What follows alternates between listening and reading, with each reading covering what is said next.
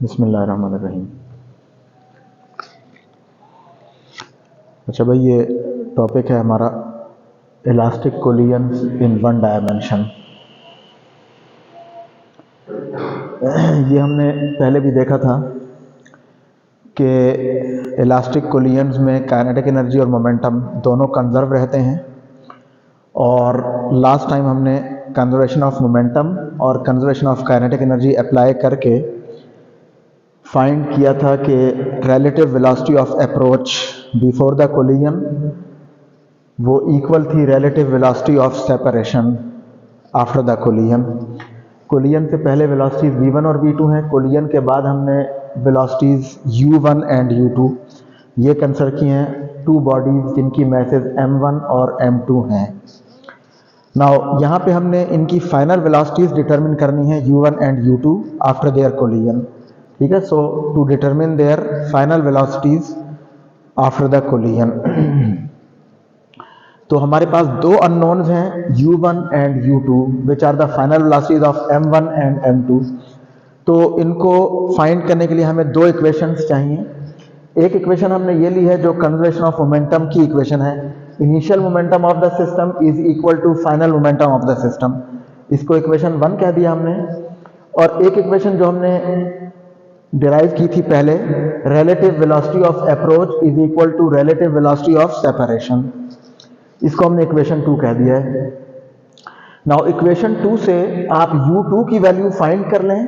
कैसे फाइंड करेंगे? ये माइनस u1 को उस तरफ ले जाएं तो ये प्लस हो जाएगा। So u2 is equal to v1 minus v2 plus u1। u1 की ये जो u2 की वैल्यू हमने इक्वेशन 2 से फाइंड की है, इसको अब आप पुट कर दें इन इक्वेशन 1। तो देखें equation 1 m1 v1 plus m2 v2 is equal to m1 u1 plus m2 u2, और u2 की वैल्यू हमने ये वाली पुट करनी है v1 minus v2 plus u1। ठीक है, इसको सॉल्व कर लें, m2 से यहाँ मल्टीप्लाई कर दें तो ये टर्म्स मल्टीप्लाई करने के बाद हमारे पास आ जाएंगी। और इसमें देखें ये u1 वाली टर्म और ये u1 वाली टर्म, ये दोनों टर्म्स विद u1 इनको आप कंबाइन कर लें, और जो बाकी टर्म्स हैं उनको हमने बाद में लिख लिया है। अब देखें पहली दो टर्म में से u1 कॉमन ले लें और प्लस अगली दो टर्म्स एज इट इज आ गई। u1 क्योंकि हमने डिटरमिन करना है तो u1 वाली टर्म को एक साइड पे कर लें, ये u1 वाली टर्म को हमने यहां रहने दिया है, और बाकी टर्म्स को हम दूसरी साइड पे ले गए तो इनके साइंस चेंज हो जाएंगे। m1 v1 plus m2 v2, ये वाली टर्म यहाँ के माइनस हो जाएगी और ये वहां जाके प्लस हो जाएगी। ठीक है, अच्छा अब इसमें देखें यहाँ पे v1 वाली टर्म्स को आप एक साथ कर लें, m1 v1 और माइनस m2 v1, ये दोनों टर्म्स हमने v1 वाली लिख ली, और ये m2 v2 plus m2 v2 that becomes 2m2 v2। फिर इस वाली टर्म में से अगर आप v1 कॉमन ले लें पहली दो टर्म में से, सो m1 माइनस m2, ये हमने साइड्स भी चेंज कर ली हैं। ये वाली टर्म आप इस साइड पे लिख लें और ये वाली साइड आप इस, यानी इक्वेशन की आपने दोनों साइड एक्सचेंज कर दी हैं, तो ये वाली टर्म हमने यहां लिखी है और इन दो टर्म में से हमने v1 कॉमन ले लिया, तो m1 minus m2 into v1 ये आ गया और प्लस 2m2 v2। अब देखें ये u1 हमने डिटरमिन करना है, तो आप इस वाली टर्म को दूसरी साइड पे ले जाएं तो ये डिवाइड हो जाएगी, तो हमारे पास आ जाएगा m1 minus m2 over m1 plus m2 into v1 plus 2m2 v2 over m1 plus m2 into v2। So this is the equation for the final velocity u1, यानी m1 mass की final velocity after the collision वो ये है। ठीक हो गया। अच्छा अब ये जो आपके पास u1 आई है वैल्यू, इसको आप पुट कर दें in equation 3 to get the value of u2।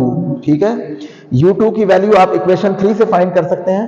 ये जो u1 की वैल्यू आई है इसको आप इक्वेशन 3 में पुट कर दें, तो देखें इक्वेशन 3 ये है, u2 is equal to v1 minus v2 plus u1, तो प्लस u1 जो है वो ये वाली वैल्यू हम u1 की पुट कर देंगे। फिर आप इसको सिंप्लीफाई कर लें। कैसे? देखें v1 वाली टर्म में से v1 कॉमन ले लें इसमें से और इसमें से, तो यहाँ 1 बच जाएगा और प्लस ये वाली टर्म आ जाएगी v1 कॉमन।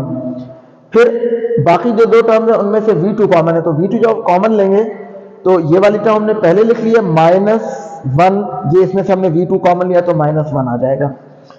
फिर इसका एलसीएम लेके इसको सॉल्व कर लें तो देखें ऊपर क्या आएगा, m1 plus m2 plus m1 minus m2 और divided by m1 plus m2 into V1 और 2m2 और माइनस m1 माइनस m2, ठीक है। जब आप एलसीएम लेंगे तो ये m1 माइनस m2 ऊपर आ जाएगा, माइनस है क्योंकि यहाँ पे, और नीचे इसका LCM m1 plus m2 into V2। इसको थोड़ा सा मजीद सिंप्लीफाई कर लें, देखें यहाँ पे m1 प्लस m1 2m1 और ये m2 और ये प्लस माइनस ये कैंसिल हो जाएगा, सो 2m1 over m1 plus m2 into V1 plus इसको आप देखें तो 2m2 minus m2 that becomes m2 minus m1 over m1 plus m2 into V2। इसमें से अगर माइनस कॉमन ले लें आप तो ये m1 वाली टर्म पहले प्लस के साथ लिख लेंगे और m2 माइनस के साथ, ये माइनस हमने कॉमन ले लिया, so into V2। So this is the value of u1 final velocity of the first body after the collision. This is the velocity u2 final velocity of the second body after the collision. So we can say that equations 4 and 5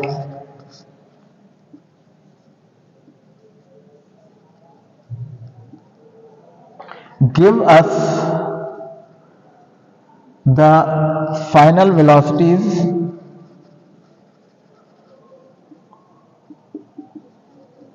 of the bodies